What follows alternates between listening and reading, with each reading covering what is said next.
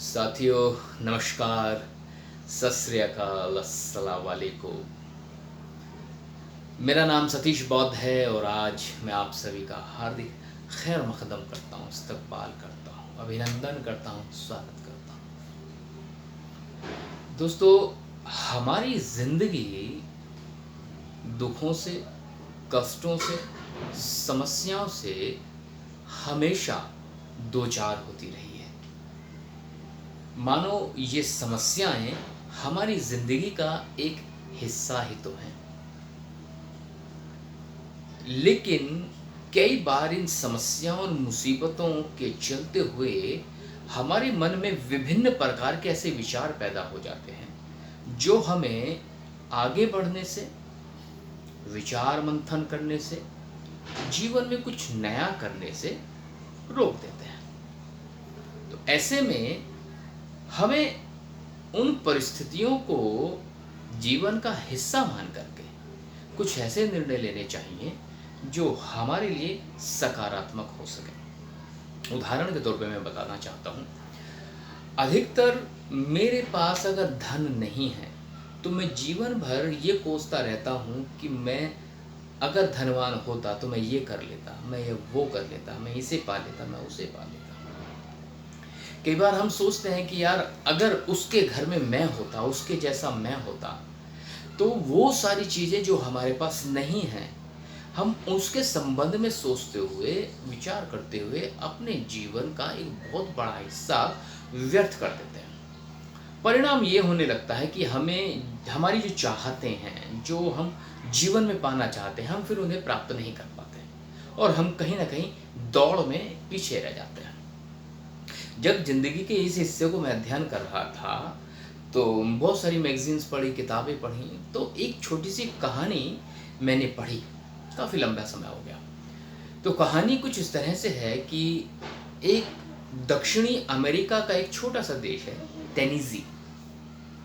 टेनीजी नाम का एक देश है। उसमें एक छोटी सी बच्ची है जिसका नाम है विल्मा रुडोल्फ। तो विल्मा जो है वो अभी छोटी बच्ची थी तो उसे निमोनिया हुआ, वो भी डबल निमोनिया हो गया। डबल निमोनिया के साथ साथ उसे कुछ और परेशानी होने लगी और पोलियो से ग्रस्त हो गई। पोलियो से कुछ इस तरह ग्रस्त हुई कि उसकी जो टांगें थी, जो उसके पैर हैं, वो उसके शरीर का साथ नहीं दे पाते थे, उसके शरीर के भार को नहीं उठा पाते थे। अब विल्मा रुडोल्फ चलने फिरने में असमर्थ थी। डॉक्टर्स को दिखाया गया, डॉक्टर्स ने देखा, चेक किया, तो डॉक्टर्स ने पाया कि अब विल्मा अपने पैरों पर कभी नहीं चल पाएगी, कभी भी उसके पैर ठीक नहीं हो पाएंगे। लेकिन विल्मा की जो माँ थी, उसे पूरा विश्वास था कि वो डेफिनेटली अपनी बेटी को चलता हुआ देखेगी। खैर, अब धीरे धीरे उम्र 9 साल की हुई तो 9 साल की उम्र में उसको ब्रेसेस लगा दिए गए यहाँ पैरों में और ब्रेसेस के सहारे वो चलने लगी थी। लेकिन 9 साल कुछ महीने होते ही, हालांकि ब्रेसेस उसी समय से लग गए थे जब पैर खराब हुए थे, तो जब चलना सीख रही थी तो नहीं हो पा रहा था, पर 9 साल की उम्र आते आते जो ब्रेसेस थे वो कंटिन्यू थे। लेकिन 9 साल कुछ महीने की उम्र में जाते जाते उसने वो ब्रेसेस हटा दिए और ब्रेसेस हटा करके उसने अपना पहला कदम बिना ब्रेसेस के रखा।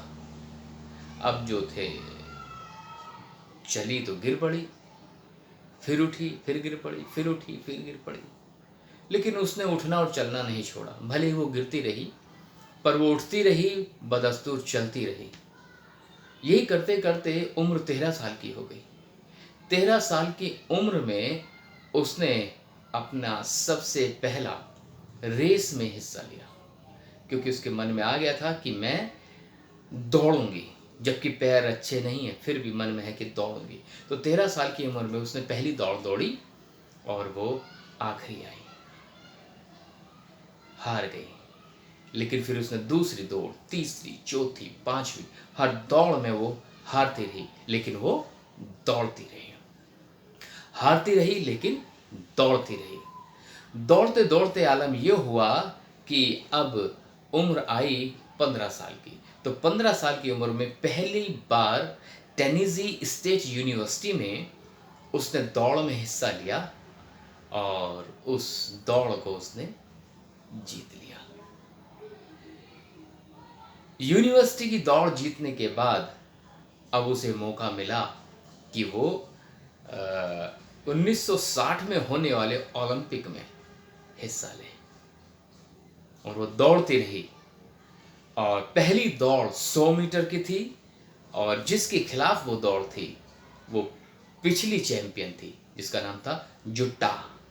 जुट्टा के खिलाफ वो दौड़ी और 100 मीटर की रेस जीत गई। जो गोल्ड मेडल जीता था जुट्टा ने, अब वही गोल्ड मेडल विल्मा रडोल्फ को मिला। अब 200 मीटर की दौड़ की बारी आई तो फिर से जुट्टा के खिलाफ दौड़ना था। जुट्टा को उसने दूसरी बार 200 मीटर में हराया।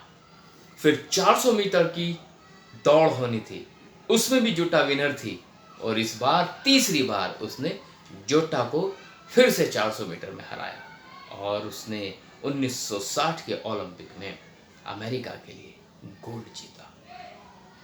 मतलब अगर इरादे पक्के हों और हम चाहते हों अपनी मंजिल पर पहुंचना, तो रास्ते की परेशानियां और कठिनाइयां आपका रास्ता नहीं रोक सकती। और ये परेशानियां, ये कठिनाइयां ना रहकर चुनौतियां बन जाती हैं। चुनौतियां जो आपको बार बार मोटिवेटेड करती हैं, जो कहती हैं चल उठ उठ, फिर एक बार कुछ करना, हम कर सकते हैं, मैं आगे बढ़ सकता हूँ, मैं जो चाहता हूँ वो पा सकता हूँ।